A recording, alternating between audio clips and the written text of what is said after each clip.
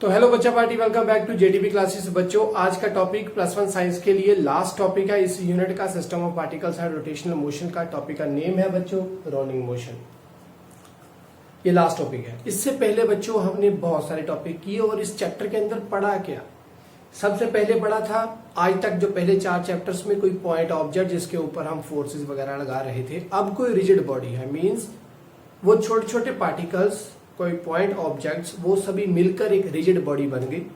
उस rigid body के ऊपर जब हम फोर्स लगाएंगे तो फोर्स कैसा लगेगा, उसके अंदर, उस बॉडी के अंदर मोशन कैसा आएगा। ट्रांसलेटरी मोशन आएगा, रोटेशनल मोशन आएगा या रोलिंग मोशन आएगा। तो सभी को एक बार फिर से पढ़ लें, क्योंकि रोलिंग मोशन बच्चों आएगा कैसे, दोनों को मिलाकर, ट्रांसलेटरी और रोटेशनल। तो बच्चों ध्यान से देखना, कॉपी और पेन रखो हाथ में। +1 के लिए ये टॉपिक है रोलिंग मोशन। तो सबसे पहले बच्चों हमने पढ़ा था ट्रांसलेटरी मोशन। उसके अंदर पढ़ा था कि कोई भी बॉडी है हमारे पास, वो कैसे जाएगी, उसका हर एक पार्टिकल विद सेम वेलोसिटी आगे को जाएगा अगर उसके ऊपर कोई फोर्स लग रहा है तो। जैसे ये एक सर्कुलर बॉडी मैंने मान ली, इसका ये सेंटर है। इस बॉडी का हर एक पार्ट के ऊपर अगर यहां से कोई फोर्स लग रहा है इस बॉडी के ऊपर, तो ये हर एक पार्ट इस बॉडी का मूव करेगा विद सेम वेलोसिटी। और वो वेलोसिटी अगर मान ली जाए है v, मान लो v है, तो इसका मतलब वो v वेलोसिटी है, इसका हर एक पार्टिकल जाएगा इस साइड को with velocity v। Okay, v velocity के साथ आगे को जाएगा। और ट्रांसलेटरिंग के बाद हमने पढ़ा था बच्चों रोटेशनल मोशन। तो रोटेशनल मोशन के अंदर क्या था, ऐसे ही कोई बॉडी है, ओके, तो इस बॉडी के ऊपर अगर बच्चों ये इसका सेंटर हो गया, इस बॉडी के ऊपर अब रोटेशनल के अंदर क्या था कि बॉडी का हर एक पार्टिकल अपने एक्सिस के अराउंड घूमना चाहिए। हर एक पार्टिकल, जैसे ये था, ये इस साइड को जाएगा, इस वाले केस के अंदर वो पार्टिकल अपने एक्सिस के अराउंड घूमेगा। सो देयरफॉर इसके मैं अगर चारों के चारों पोर्शंस ऐसे, ये ऊपर वाला, नीचे वाला, राइट और लेफ्ट, सभी के ऊपर लगाकर देखूं तो वेलोसिटी कैसी आएगी। ये वाला पार्टिकल जो यहां पर होगा, ये पार्टिकल मान लो P1 है, P2 है, P3 है और ये P4 है, ये उसका सेंटर है, एक्सिस ऑफ रोटेशन यहां पर है। तो ये इस साइड को जाएगा और ये वेलोसिटी जो जा रही है, ये यहां से इसका सेंटर का ये R बना और यहां पर एक F लगेगा, तो देयरफॉर ये लीनियर हो गया, तो यहां पर वेलोसिटी आएगी। तो जैसे इसके चारों के चारों पार्टिकल्स, जैसे ये वाला पार्टिकल इस साइड को जा रहा था, इसका ये वाला पार्टिकल भी इसी साइड को, ये वाला भी इसी साइड को और ये वाला भी इसी साइड को, और सेंटर भी इसका इसी साइड को। सारे के सारे पार्टिकल सीधे जा रहे थे क्योंकि ट्रांसलेटरी था, एक लीनियर लाइन की और मोशन था। और यहां पर ट्रांसलेटरी लीनियर लाइन मोशन यहां पर है, तो ये वाला पार्टिकल कैसे जाएगा, अब इसके ऊपर ये F इस साइड को हो गया, और इस साइड को तो टॉर्क लगेगी तो रोटेशनली घूमेगा। अगर इसका एक्सिस ऑफ रोटेशन फिक्स है, एक्सिस ऑफ रोटेशन फिक्स है तो रोटेशनल मोशन है। ओके, ये पार्टिकल ऐसे घूमेंगे, तो यहां पर ये क्या बनेगा, ओमेगा इंटू आर। ये वाला पार्टिकल किस साइड को जाएगा, इस साइड को, नीचे को जाएगा। ओके, तो यहां पर भी क्या बनेगा, v की वैल्यू आएगी ओमेगा इंटू आर। ये जाएगा यहां से बच्चों इस साइड को, तो ये भी क्या बनेगा, v equals to omega into R. और ये वाला पार्टिकल यहां से ऊपर को जाएगा, तो ये भी बनेगा ओमेगा इंटू आर। क्लियर, बात समझ में आई बच्चों। यहां पर हर एक पार्टिकल सीधा जाएगा, तो यहां पर भी इसके पार्टिकल का मैं नाम लिख दूं P1, P2, P3 and P4। तो सारे के सारे पार्टिकल सीधे ही जा रहे हैं और सेंटर और इन सभी की वेलोसिटी सेम है, यहां पर ऐसे रोटेशन में जाएंगे। तो देयरफॉर इसको मैं सेंटर ऑफ मास भी लिख दूं कि इसका जो सेंटर ऑफ मास है उसकी वेलोसिटी भी उतनी ही होगी जितनी ये थी। तो देयरफॉर ये वेलोसिटी कौन सी, सेंटर ऑफ मास की बोल दी गई। और यहां पर कैसे, ये एक्सिस के अराउंड घूम रहा है तो ऐसे घूमेगा, ये रहा इसका एक्सिस तो ये ऐसे घूमेगा।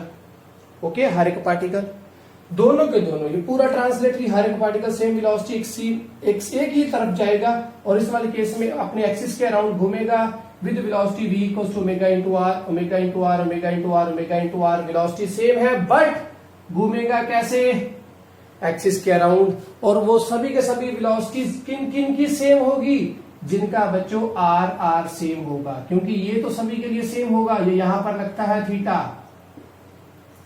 यहाँ पर थीटा एंगुलर डिस्प्लेसमेंट, यहाँ पर ही ओमेगा एंगुलर वेलोसिटी, तो ये सब के लिए सेम है ओमेगा ओमेगा। आर जिन जिन का सेम होगा वो सभी के सभी सेम वेलोसिटी के साथ घूमेंगे, देयरफॉर जो आउटर मोस्ट पार्टिकल्स थे वो सभी के सभी सेम वेलोसिटी के साथ घूमेंगे। जो इनके अंदर ऐसे होंगे जिनका ये रेडियस सेम होगा वो भी सारे के सारे बच्चों, ये जो पार्टिकल्स इस लाइन के ऊपर प्रेजेंट होंगे वो भी सेम वेलोसिटी के साथ घूमेंगे, क्योंकि उनके लिए भी आर क्या रहेगा, सेम, ओमेगा सबके लिए सेम है। तो देयरफॉर यहां पर जो पार्टिकल्स होंगे वो भी सेम सेम वेलोसिटी के साथ घूमेंगे, जो सिमेट्री अपनी शो करेंगे। ट्रांसलेटरी हो गया, रोटेशनल हो गया। अब रोलिंग में क्या है, रोलिंग में है इन दोनों का मिक्सचर। तो वो कैसे होगा वो देखिए ध्यान से। जैसे यही बॉडी है, फिर से ओके, ये बॉडी आ गई हमारे पास, इसका ये रहा सेंटर। ओके, अब क्या होगा, इस वाला पार्टिकल जो है ये कैसे है, इस साइड को था, इसका ये पार्टिकल किस साइड को है, इसी साइड को है।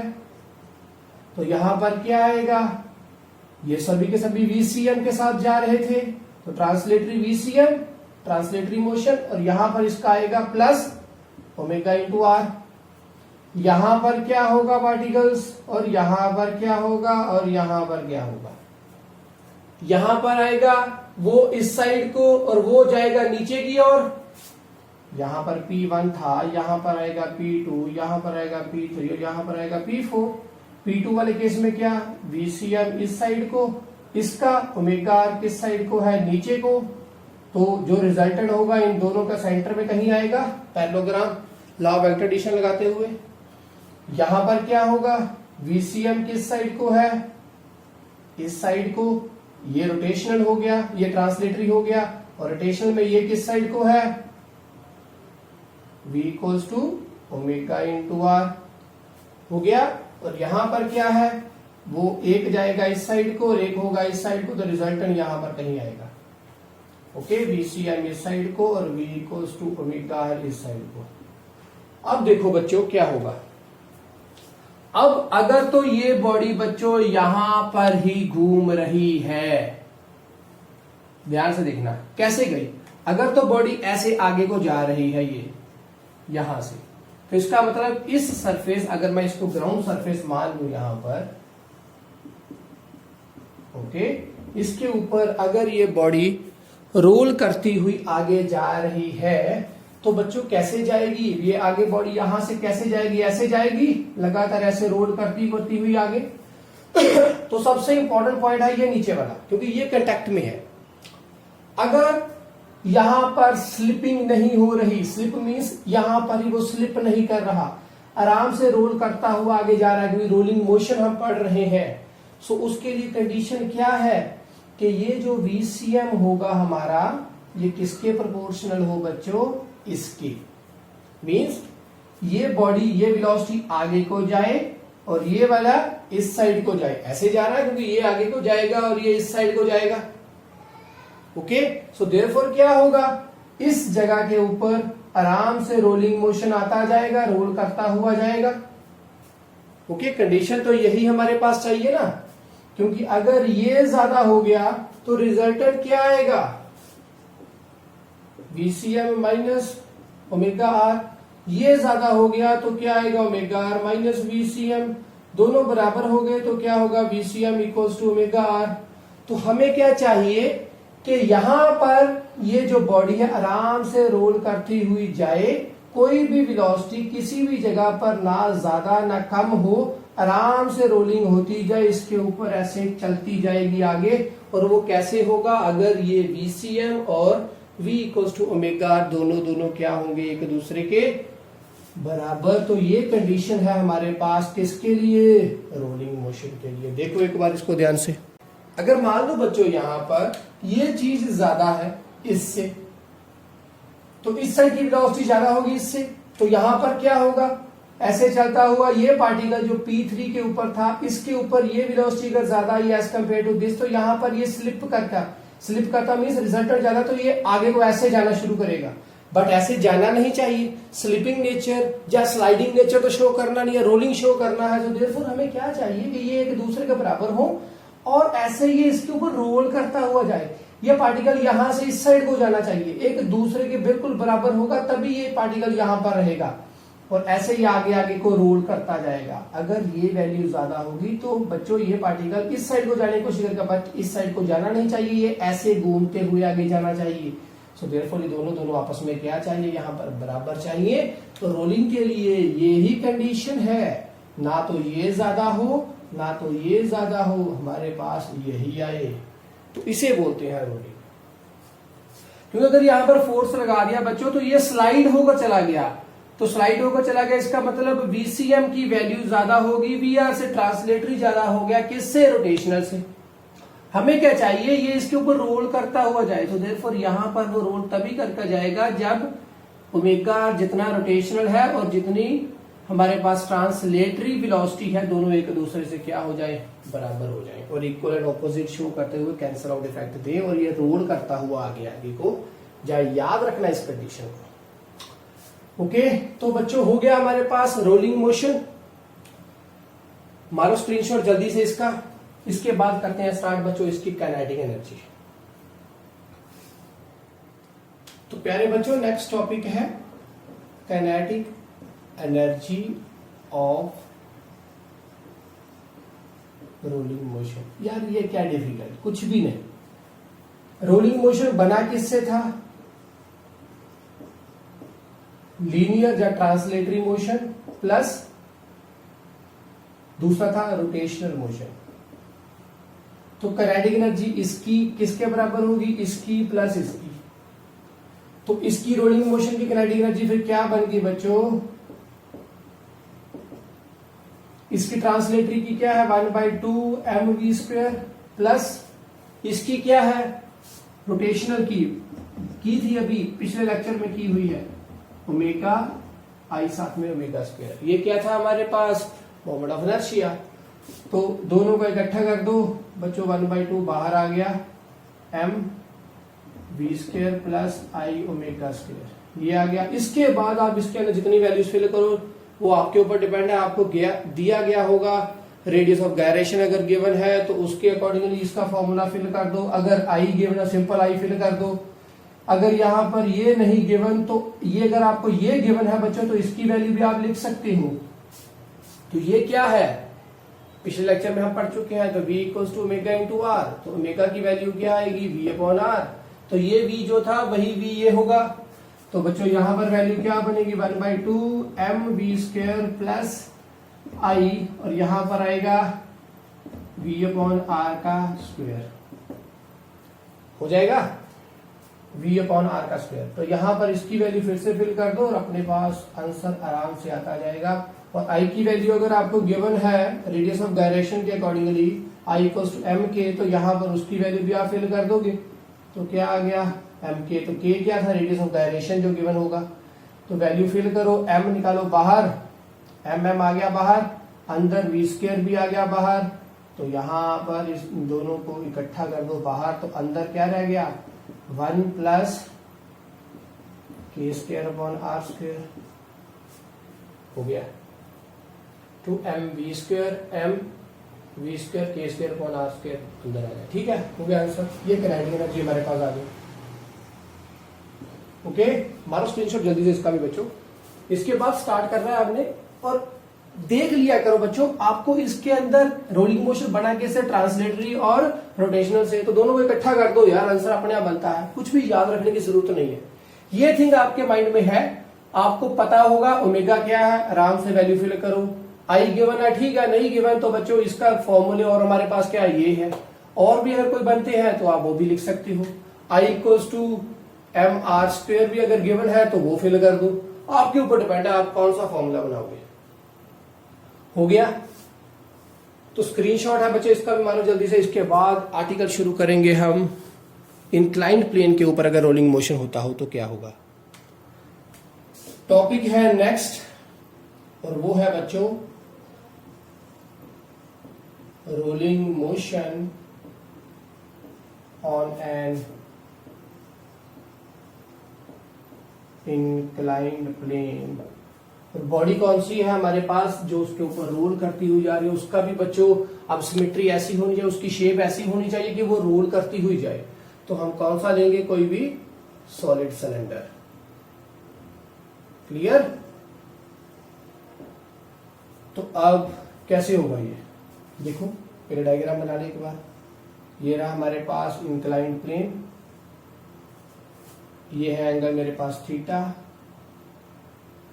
ये रहा वो सिलेंडर रोल करता हुआ नीचे को आएगा, इसका रेडियस r है हमारे पास, इसका पूरा वेट नीचे को लगेगा mg।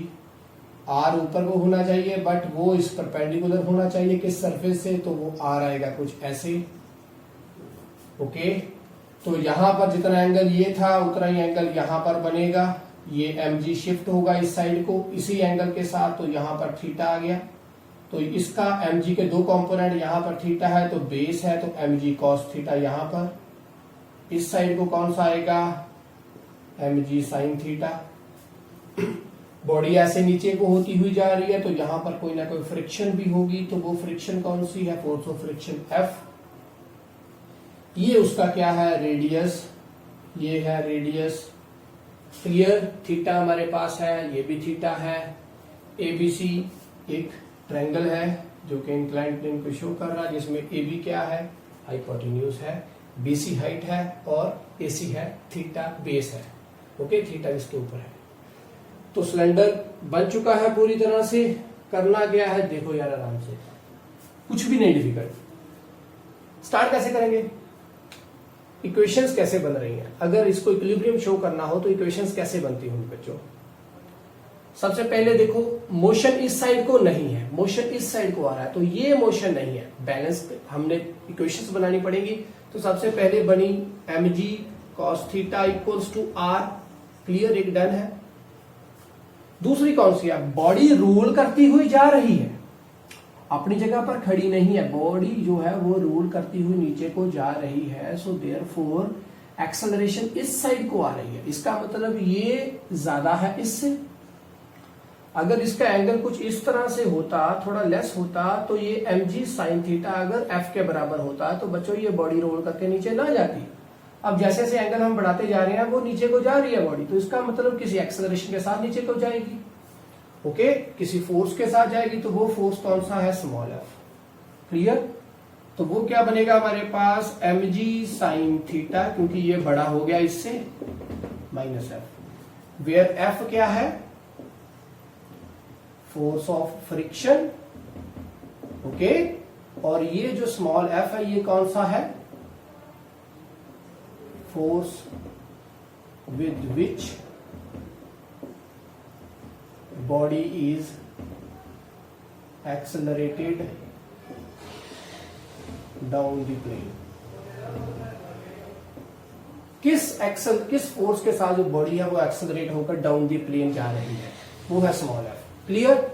तो इसको मैं लिख दूं, बॉडी का मास साथ में एक्सेलरेशन आ जाएगा, m इंटू ए, यहां पर क्या आएगा, mg, फिर से साथ में क्या, sign theta minus f। Clear? दो इक्वेशंस बनकर तैयार है पूरी तरह से, एक इक्वेशन ऊपर वाली होगी और एक इक्वेशन हमारे पास ये आ गई नीचे। तो बच्चों देखो, अभी फोर्स हमारे पास है, ये जो इक्वेशंस हमने यहां पर लगाई है बच्चों, ये किसके लिए था, फोर्स के लिए। और ये थिंग्स हम कहां तक पढ़ते आ रहे थे, जब कोई भी बॉडी नीचे को स्लाइड करना शुरू करती थी। सो देयरफॉर वो मोशन कुछ ऐसे होता था, तो देयरफॉर ये था ट्रांसलेटरी मोशंस के लिए इक्वेशंस। हम क्या कर रहे हैं, रोलिंग मोशन। रोलिंग मोशन कैसे आएगा, ट्रांसलेटरी मान लो अगर बॉडी कोई यहाँ पर रेक्टेंगुलर शेप की होती, तो अगर एंगल ऐसा सेट होता तो वो नीचे को स्लाइड करना शुरू कर जाती। तो ये बच्चों ट्रांसलेटरी एक ही लाइन की और मोशन का हमारे पास रिजल्ट आ चुका है। नेक्स्ट हमें रोटेशनल चाहिए, रोटेशनल और ट्रांसलेटरी दोनों को इकट्ठा करेंगे तो रोलिंग अपने आप आ जाएगा। तो अब बच्चों यहाँ पर रोलिंग मोशन कहां पर आएगा, कैसे आएगा, मींस हमें पहले पता करना पड़ेगा रोटेशनल कैसे आएगा। तो ये ट्रांसलेटरी के लिए हो गया। अब करेंगे रोटेशनल के लिए। तो रोटेशनल कैसे होगा, ये देखो यहां से ये बॉडी ऐसे नीचे को जा रही है, तो देयरफॉर यहां पर एक फोर्स है जो कि इस साइड को लग रहा है, आर है नीचे को, और इन दोनों के अंदर एंगल है बच्चों ये 90 है कुछ।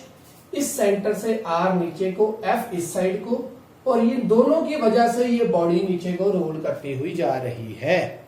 तो उनकी वजह से, इन दोनों की वजह से बच्चों हमारे पास क्या आ रही है, टॉर्क। ऐसे तो ये रिजल्टेंट, ये हमारे पास डायरेक्शन है टॉर्क की, तो बॉडी नीचे को जा रही है, टॉर्क उसके ऊपर लगती हुई जा रही है लगातार। तो टॉर्क फिर क्या होती है, आर क्रॉस एफ, दोनों के बीच में एंगल कितना 90, तो साइन 90 हो गया, तो वैल्यू आ गई टॉर्क की आर इंटू एफ।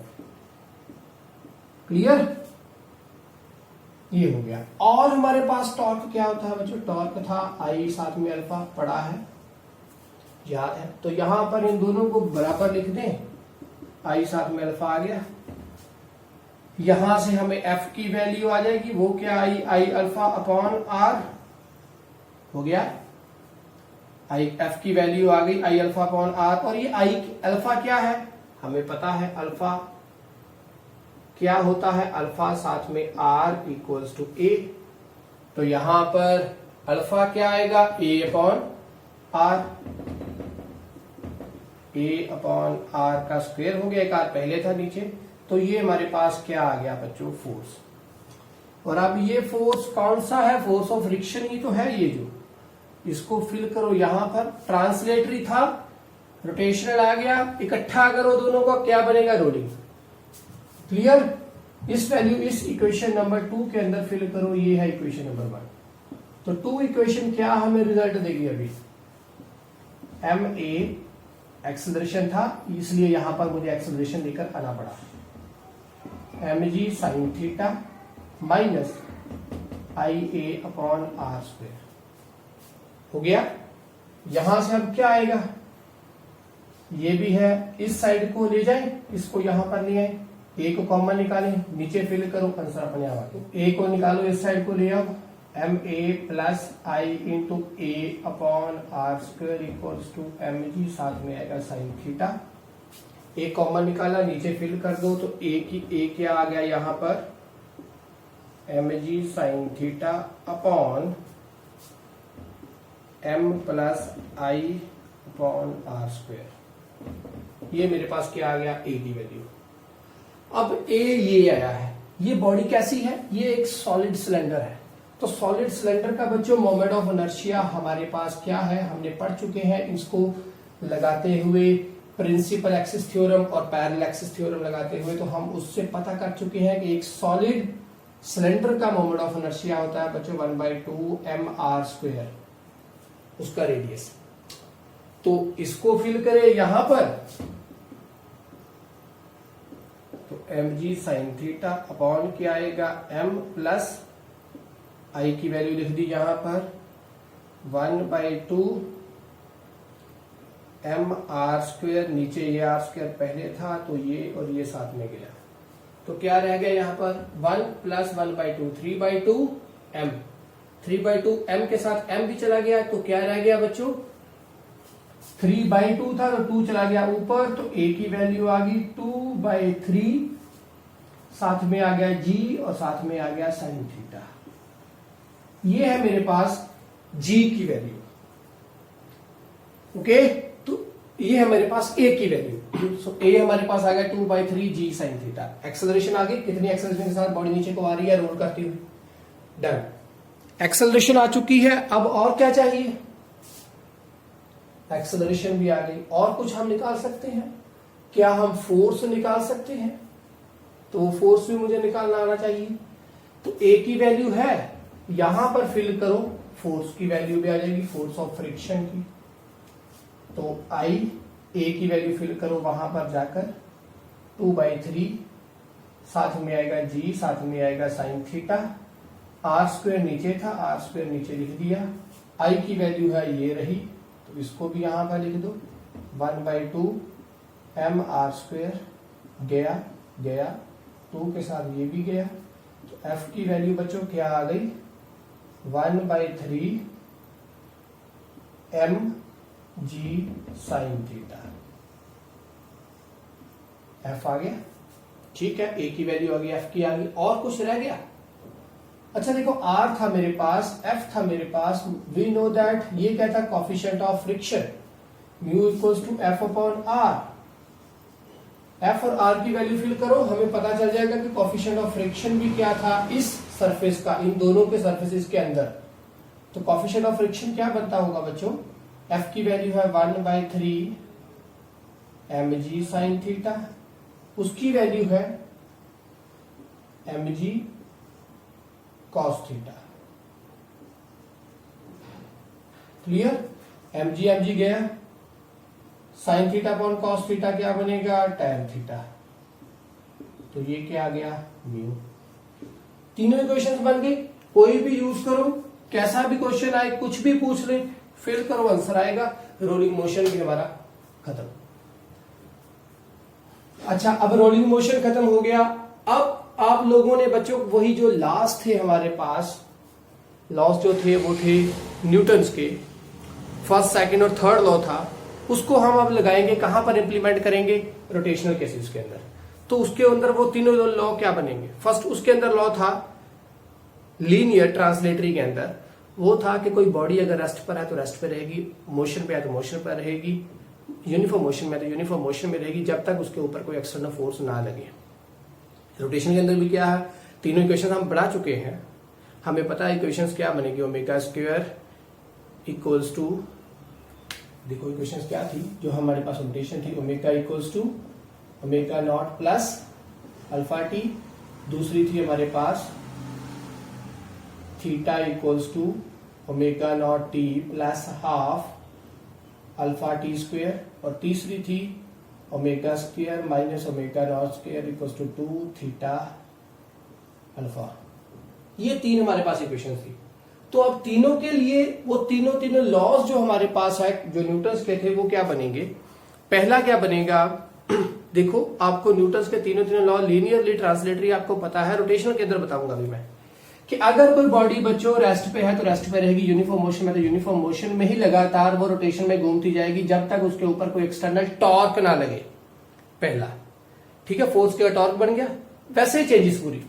सेकंड, कोई बॉडी उसमें था कि अगर कोई बॉडी बच्चों उसके अंदर उसके ऊपर कोई फोर्स लगेगा तो वो फोर्स क्या क्रिएट करेगा, उस बॉडी के अंदर उसका लीनियर मोमेंटम में चेंजेस लाएगा, रेट ऑफ चेंज आएगा लीनियर मोमेंटम में, किसके प्रोपोर्शनल होगा, जो फोर्स उस बॉडी के ऊपर लग रहा है। अब इसमें कैसे पढ़ेंगे उसको, कि कोई भी बॉडी के अंदर जैसे वो तेजी से घूमने शुरू कर गई अगर बच्चों, तो इसका मतलब क्या कि उसके ऊपर जो टॉर्क लग रही है वो डायरेक्टली प्रोपोर्शनल टू होगी किसके, rate of change of angular momentum. Okay, तो वो क्या होगा, dl/dt इक्वल्स टू टॉर्क, पढ़ा है हमने ये भी। और थर्ड क्या था कि अगर एक बॉडी दूसरी बॉडी के ऊपर फोर्स लगा रही है तो दूसरी उसके ऊपर एक्शन का रिएक्शन देती हुई नजर आएगी, ये लीनियर में था, न्यूटन ने हमने पढ़ाया था उसने हमें। अब इसको यहां पर कैसे पढ़ेंगे रोटेशन के अंदर, कि अगर कोई एक बॉडी दूसरी बॉडी के ऊपर टॉर्क लगा रही है तो बच्चों दूसरी बॉडी अगर उसके कांटेक्ट में है तो वो दूसरी बॉडी इक्वल अमाउंट का टॉर्क उसके ऊपर लगाएगी, ऑपोजिट नेचर शो करते हुए, एक्शन का रिएक्शन देते हुए। तीनों लॉस भी हो गए। अब जो आपने बच्चों लीनियर और रोटेशन दोनों के अंदर जो डिफरेंसेस अब तक आपने पढ़े हैं वो एक बार लास्ट पे हम यहां पर चेकआउट करेंगे। देख लो वो कौन कौन से हैं, मारो स्क्रीनशॉट इसका भी जल्दी से। लीनियर है और रोटेशनल है। लास्ट टॉपिक है बच्चों ये इस चैप्टर का। फर्स्ट है डिस्प्लेसमेंट थी, उसके अंदर वो बनती थी एस और यहां पर एंगुलर डिस्प्लेसमेंट बनती है थीटा। इसके अंदर वेलोसिटी बनती थी वी और यहां पर बनती है ओमेगा, और रिलेशन है दोनों के अंदर कुछ ये।